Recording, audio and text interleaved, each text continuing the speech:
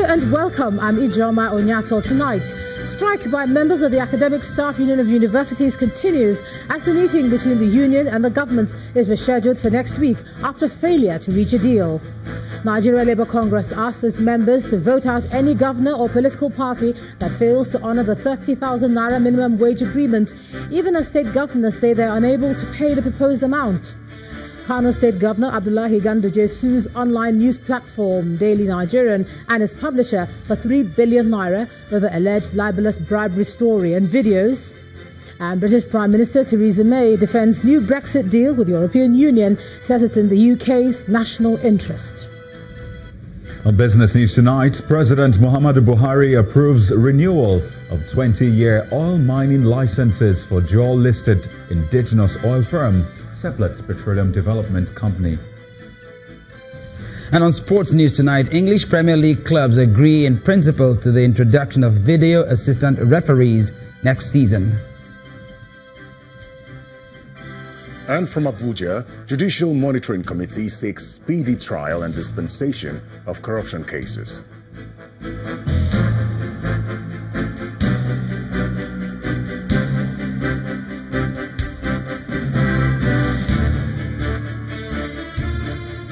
We begin tonight with the insistence of the Academic Staff Union of Universities, ASU, to continue with the industrial action embarked upon by its members, despite the resumption of negotiations with the federal government. The striking university lecturers today resumed discussions with the Minister of Labour and Employment almost 2 weeks after several efforts to resolve the issues that led to the strike with the Minister of Education failed. The conciliation meeting with the Minister of Labour and Employment, Dr. Chris Ngige, continues next week. Dr. Ngige, who is leading the federal government delegation, is optimistic that the resumed discussions will lead to the suspension of the industrial action. However, the striking lecturers believe that the outcome of the next meeting, to be attended by the Education Minister in attendance, will determine their decision. We just rounded up this first round of the meeting. And the meeting is still continuing. We had very fruitful engagement and discussions, and we hope to continue on the path of progress, build on the progress achieved today's deliberation. We are adjourning to sometime next week. We will fix the definitive date by tomorrow. We have just started the discussion. We have not really gone too far. So what we have done today is just to open up the issues. It means the strike continues? Yes. We have so when are you meeting next week? We have not fixed it, but by tomorrow we should know. Okay. The Nigeria Labour Congress is insisting that there's no going back on the already negotiated new minimum wage of 30,000 naira. Now, this follows the position of the Nigeria Governors Forum, stated by its chairman, Governor Abdulaziz Yari of Zamfara State, that paying 30,000 naira is not feasible in the face of the current economic situation.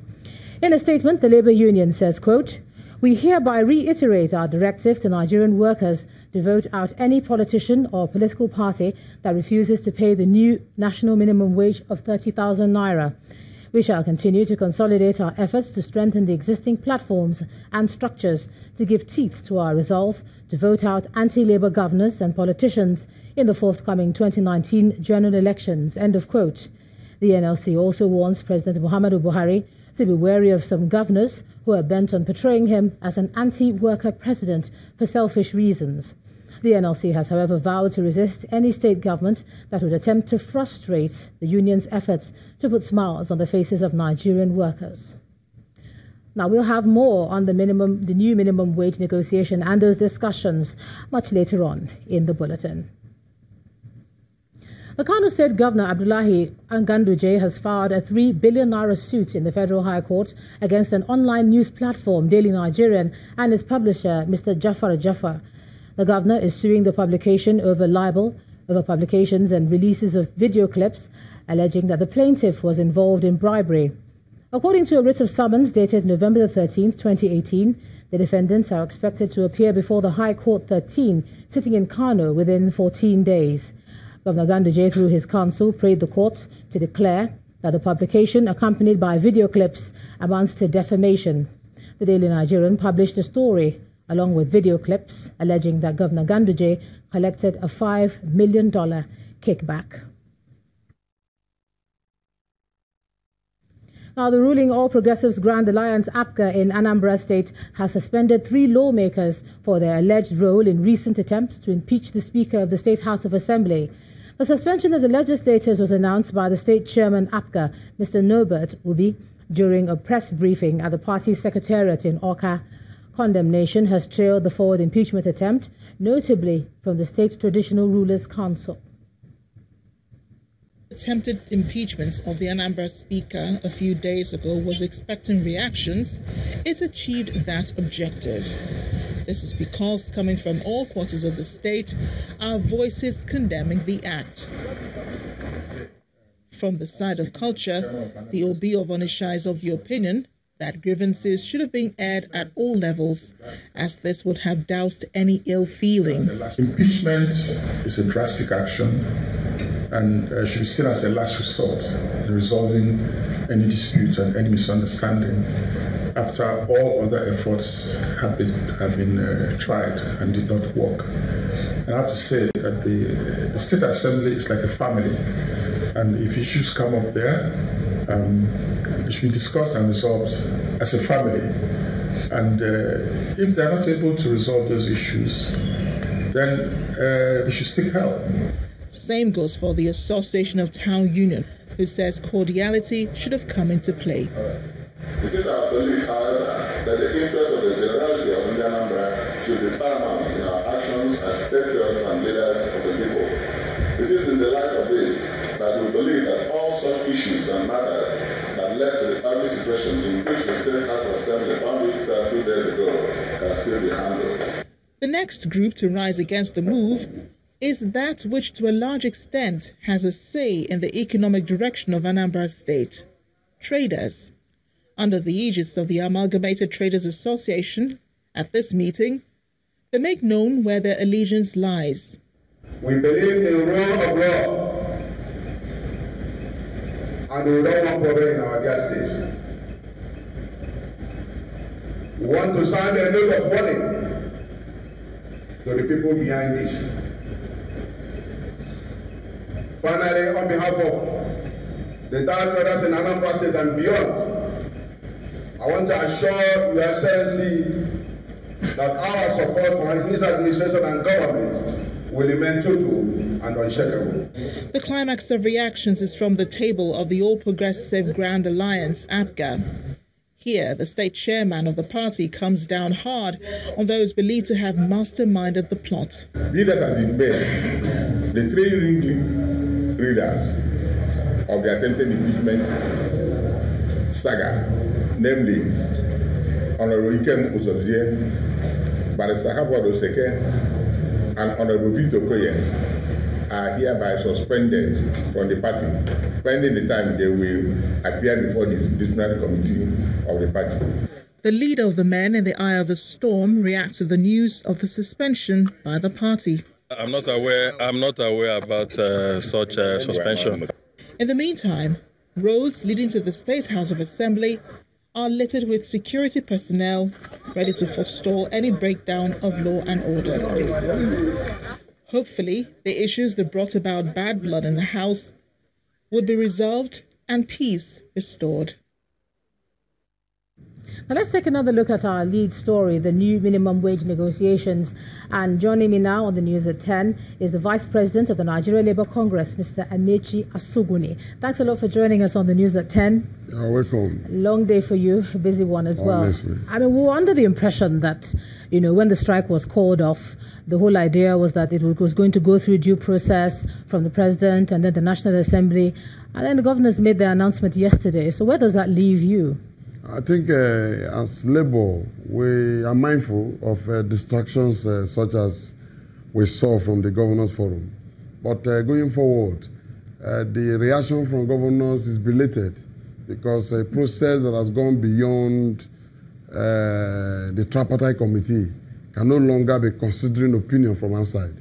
And looking at the legitimacy of that presentation is something also that we shouldn't give too much attention, because it's just a deliberate distraction. The only person I think we should be talking to should be Mr. President, who also should be careful at this time, because indeed all eyes on him to actually fulfill his promise. Like he said, in a matter of weeks, he should have forwarded that report to National Assembly. And we're looking forward to a speedy transmission of that document. Yeah, but when you say ignore them, it's not, you don't pay them no attention. The reality is that if they say they can't pay, they are the ones who are going to end up paying this 30,000 naira. So can you really say, oh, it's a distraction if they're coming out at this point once again to say we do not have the money to pay? One thing the governor should understand, some of them make comment like individual, like a person. They don't know the responsibility to be a governor. You speak for a state. You don't talk from your personal view. It's an obligatory position to represent a state and utilize the resources for the people. And one of the key value of governance is to actually do such with regard to special attention to welfare of the workers.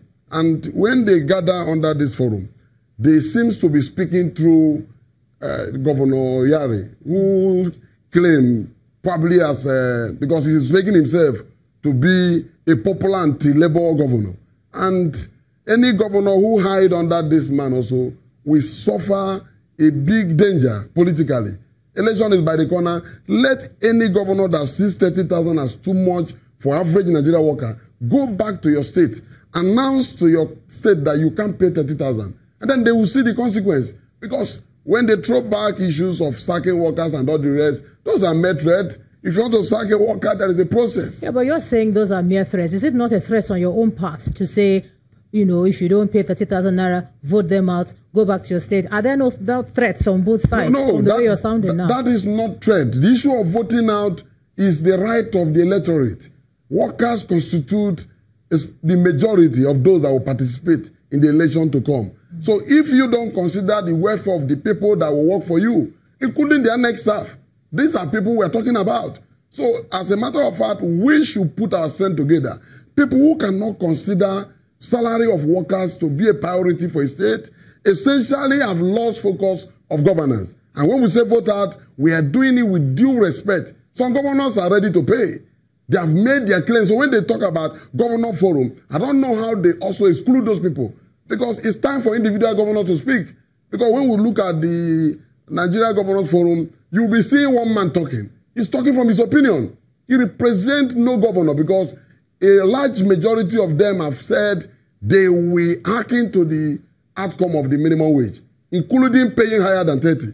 Okay, when you look at, and let me draw your attention to your statement, and you had said that we urge political officials to submit their humongous salaries and allowances, reputed to be the highest in the world, pro rata, with the minimum wage they want to force down the throats of Nigerians. This issue of this is how much they earn 3 times what the workers earn. They've all come out to say, look, that's not quite the case, and maybe you've gotten this thing all wrong. Should that still be what the justification, for asking for 30,000 naira, that they're earning more than that? Labour is not depending his argument on the earning of governors. But we are trying to make sense that if a governor who is an individual can go home with this bogus amount of money that can pay hundreds of Nigerians their salary. We're not talking about 3-person salary. We're talking about allowance that can take care of more than hundreds of Nigerians. So if they have this sympathy for Nigerians, if they are concerned, if they have this feeling that average Nigerian deserve his wage, we consider that somebody should say, okay, 30,000 is a big money. Then your own allowance is also big. Drop them side by side. Then let's see who suffers more. Because when they talk of 30,000, it's an insult. It's an insult that after much consideration to allow 30,000 for the purpose of give and take, that somebody will still come to say, I may pay and I may not pay. That was what they did even at the time of 18,000. We always had challenge at the implementation stage. And we never expected this speech. We thought after the passage, if any governor have anything to say, you should go to National Assembly. That is the next stage. There's no stage on the street. They are trying to just cost Nigerians, like I said, it's a distraction. But we remain focused because the struggle will say continue is about getting the minimum wage to be implemented. All right, Vice President of the Nigeria Labour Congress, strongly worded there, Mr. Amechi Asugwini. Thanks a lot for joining us on the News at 10 as we look through this whole issue. And in part 2, after the break, President Buhari calls for total commitment from all Nigerians towards a united Nigeria. That's in a moment. Do stay with us.